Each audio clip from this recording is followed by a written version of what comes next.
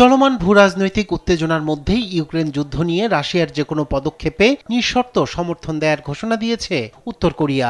স্থানীয় সময় শনিবার রুশ পররাষ্ট্রমন্ত্রী সের্গেই ল্যাভরভের সঙ্গে আয়োজিত এক বৈঠকে একথা বলেছেন উত্তর কোরিয়ার সর্বোচ্চ নেতা কিম জং উন। গেল সপ্তাহে 3 দিনের সফরে উত্তর কোরিয়া যান রাশিয়ার শীর্ষ কূটনৈতিক সের্গেই ল্যাভরভ। সফরের সময় ওনসান শহরে উত্তর কোরিয়ার নেতা কিম জং উনের সঙ্গে তার বৈঠক হয়। এই বৈঠকেই রাশিয়ার পক্ষ নেওয়ার ঘোষণা দেন কিম। আমি বিশ্বাস করি রাশিয়ার সেনাবাহিনী এবং জনগণ তাদের দেশের মর্যাদা ও মৌলিক স্বার্থ রক্ষার পবিত্র লক্ষ্য অর্জনে অবশ্যই বিজয় অর্জন করবে, কারণ তারা নিজেদের দেশ ও জনগণের স্বার্থ রক্ষায় সংগ্রাম করছে। ইউক্রেনীয় সংকটের মূল কারণ মোকাবেলায় রাশিয়ান নেতৃত্ব কর্তৃক গৃহীত সকল পদক্ষেপকে নিঃশর্তভাবে সমর্থন এবং উৎসাহিত করতে প্রস্তুত পিয়ংইয়ং।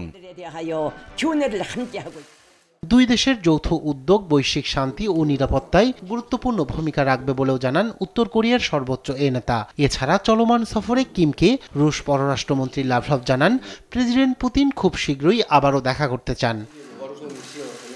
গত 2 বছর ধরে নাটকীয়ভাবে ঘনিষ্ঠ হয়েছে রাশিয়া ও উত্তর কোরিয়ার সম্পর্ক। ইতোমধ্যেই রাশিয়াকে 10,000-এর বেশি সেনা ও অস্ত্র সরবরাহ করেছে এবং ভবিষ্যতে আরও সামরিক সহায়তার প্রতিশ্রুতি দিয়েছে উত্তর কোরিয়া। এদিকে ইউক্রেনের পশ্চিমাঞ্চলে বড় ধরনের ড্রোন ও ক্ষেপণাস্ত্র হামলা চালিয়েছে রাশিয়া।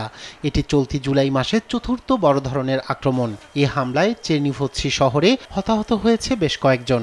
আর দেশটির উত্তর পূর্বাঞ্চল থেকে পশ্চিমাঞ্চল পর্যন্ত বিস্তৃত এলাকায় বেসামরিক অবকাঠামোর ক্ষতি হয়েছে বলে জানান ইউক্রেনের প্রেসিডেন্ট ভলোদিমির জেলেনস্কি। রায়হান কবির শুভ্র, নিউজ ডেস্ক, দেশ টিভি।